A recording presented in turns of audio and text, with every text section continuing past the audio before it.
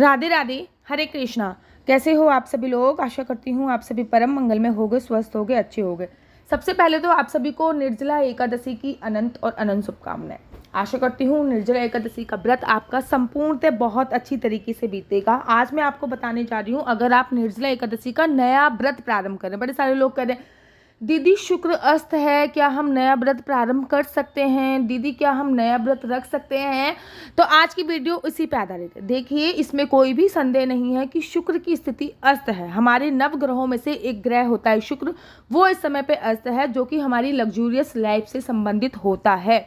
इसमें अगर हम साप्ताहिक व्रत की बात करूं, जैसे कि सोमवार का व्रत हो गया, गुरुवार का व्रत हो गया, बृहस्पतिवार का व्रत हो तो वो प्रारंभ नहीं कर सकते, या फिर कोई भी ऐसा व्रत जो कि मनोकामना पूर्ति के लिए मांगा जाए। फॉर एग्जाम्पल, अगर मैं व्रत मांगूं कि भाई मेरा 10 लाख सब्सक्राइबर हो जाए, मैं ये बृहस्पतिवार का व्रत रखूंगी, तो ऐसा व्रत जो भी मनोकामना की पूर्ति के लिए रखा जाता है वो इस प्रारंभ नहीं होता है जब शुक्र अस्त होता है। लेकिन निर्जला एकादशी जो व्रत है वो मोक्ष प्राप्त कराने वाली एकादशी है। निर्जला एकादशी का व्रत करने से मोक्ष की प्राप्ति होती है। इसमें शुक्र अस्त हो या शुक्र उदय हो, कोई भी संशय नहीं होता कि ये व्रत आपको करना चाहिए। तो शुक्र अस्त है तो क्या निर्जला एकादशी का व्रत नहीं होगा? नहीं। अगर आप नया व्रत प्रारंभ कर रहे हैं तो शुक्र अस्त की स्थिति में भी निर्जला एकादशी का जो व्रत है वो आप जरूर और जरूर रखिए। पहली बार व्रत प्रारंभ कर रहे हैं तो निर्जला एकादशी से ही व्रत प्रारंभ कीजिए, क्योंकि 99% लोग जिनको पता होता है कि निर्जला एकादशी जो है वो साल की सबसे बड़ी एकादशी है। वैसे तो एकादशी जो होती है वो व्रतों का राजा होती है, और जो निर्जला एकादशी है वो एकादशियों का भी राजा है। तो निर्जला एकादशी का व्रत करने से आपको संपूर्णतः, मैं अगर ये कहूँ, निर्जला एकादशी का व्रत करने से आपको 24 एकादशी के व्रत रखने का फल प्राप्त होता है। तो कोई संशय नहीं है, आप निर्जला एकादशी से व्रत का प्रारंभ कीजिए। बहुत शुभ संकेतों के साथ इस बार निर्जला एकादशी बनाई जा रही है। अब अगर आप प्रथम बार व्रत कर रहे हो तो आपको किन किन नियमों का पालन करना चाहिए ये जानना भी बहुत आवश्यक। बताती हूँ कि प्रथम बार व्रत प्रारंभ कर रहे हैं तो आपको किन किन नियमों का पालन करना चाहिए। लेकिन उससे पहले अगर आप लोग कुंडली दिखवाना चाहते हो तो ये नीचे जो मेरा नंबर है उसमें आप केवल अपनी डेट ऑफ बर्थ भेजनी है, अर्थात जन्म की तारीख, जन्म का महीना और जन्म का समय और समय भेजना होता है। तो आप अपनी पूरी कुंडली एनालाइज करवा सकते हैं कि आपका बच्चा जॉब करेगा, फ्यूचर करेगा, कौन सी फील्ड में जाना आपके बच्चे के लिए सही रहेगा, आपका रिलेशनशिप कैसा चल रहा है अपने हस्बैंड के साथ, अपने बॉयफ्रेंड के साथ, आ सकते मतलब पूरी कुंडली आप मुझसे एनालाइज करा सकते हैं। ये मेरा नंबर है जो नीचे फ्लैश हो रहा था। अब मैं आपको बताती हूँ कि एकादशी के व्रत में आपको किन किन नियमों का पालन करना होता है। सबसे पहले तो आप अपने माइंड में 10वीं तिथि की रात्रि को सोने से पहले ही अपने माइंड में स्टोर कर लीजिए कि आपको एकादशी के कितने व्रत करने हैं।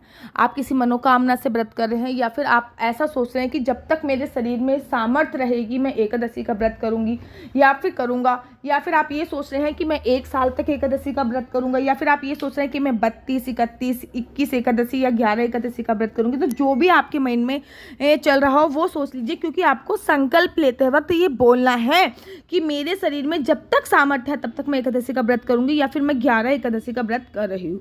एकादशी के व्रत में पीले रंग के वस्त्र पहनने की बहुत प्रधानता होती है। तो अगर आपके पास पीले रंग के कपड़े हैं, ये जरूरी नहीं है कि नए कपड़े पहनो, लेकिन ये जरूरी है कि पीले ही रंग के वस्त्र पहनो। अगर आपके पास नए कपड़े हैं तो भी सर्वोत्तम है, नहीं तो आपके पास पीले रंग के वस्त्र होने चाहिए। और पीले रंग के वस्त्र आपको जो है वो धो कर रख लेने हैं, और अगले दिन एकादशी के व्रत में आपको पीले रंग के वस्त्र पहने हैं। अगर बाल गोपाल लड्डू गोपाल हैं तो उनको पंचामृत से स्नान कराइए। अगर बाल गोपाल लड्डू गोपाल नहीं हैं तो बिना पंचामृत से स्नान कराए भी आप जो है वो ये कार्य कर सकते हैं। एकादशी का व्रत रखने का संबंध है, मतलब है कि आपको एकादशी वाले दिन, द्वादशी वाले दिन और 10वीं तिथि वाले दिन, मतलब एकादशी से एक दिन पहले, एकादशी के एक दिन बाद और एकादशी वाले दिन पृथ्वी शयन करना है। आपको 10वीं तिथि पे भी पृथ्वी शयन करना होता है, आपको द्वादशी पे भी पृथ्वी शयन करना होता है, और आपको एकादशी वाले दिन भी पृथ्वी शयन करना होता है। इस बात का आपको विशेष तौर पे ध्यान देना होता है कि जो भी आप पूजा अर्चना वंदना कर रहे हो उसमें किसी भी प्रकार की कोई निंदा नहीं करनी चाहिए। एकादशी वाले दिन आपको दिन में सोने की मनाही होती है, और दिन में सोना साफ मना होता है।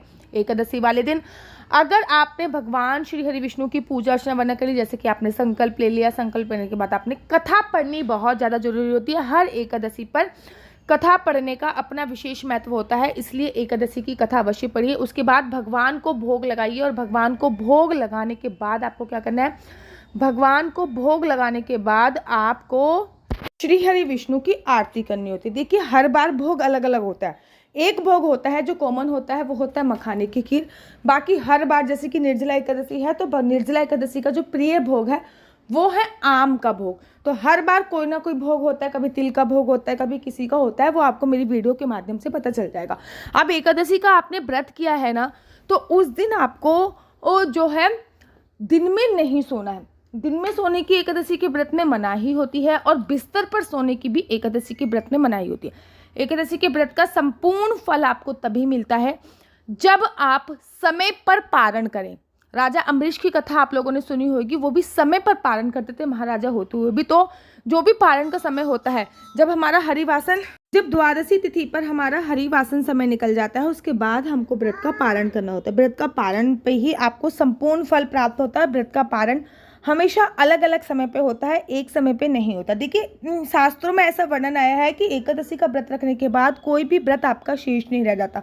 ये मैंने कुछ बेसिक्स नियम बताए हैं, आप इन नियमों का पालन कर सकते हो। और सबसे बड़ी बात है कि अगर आपके मन में ये विचार उठा है कि आप एकादशी का व्रत करें, तो स्वयं श्री हरि विष्णु चाहते हैं कि आप एकादशी का व्रत करें, क्योंकि इतने दिन हो गए, इतने बड़े आप हो गए, आज तक आपके मन में ये विचार नहीं आया कि आप एकादशी का व्रत करें। अचानक ही आपके मन में ये विचार आया है, तो आप भगवान श्री हरि विष्णु की अपार कृपा आप पर बरसने जा रही है।